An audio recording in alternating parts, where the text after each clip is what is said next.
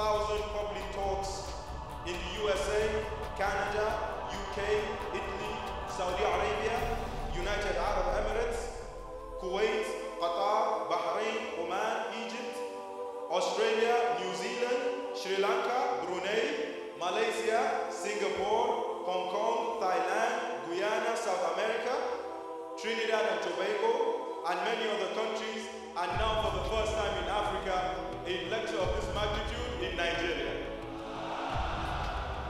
He is ranked in the top 62 list of the 500 influential Muslims in the world, published by George Washington University in the year 2011 and 2012.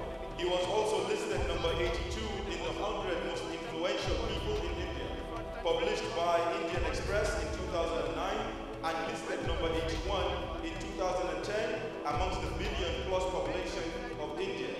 He was listed number 3 of the top 10 spiritual gurus of India in 2009, and he topped this list in 2010. And over 100 million viewership, of which 25% are non-Muslims. In its footsteps, he launched Peace TV Movement. My dear brothers and sisters, help me give a resounding welcome to our honorable guest, Dr. Zakir Abdul Karim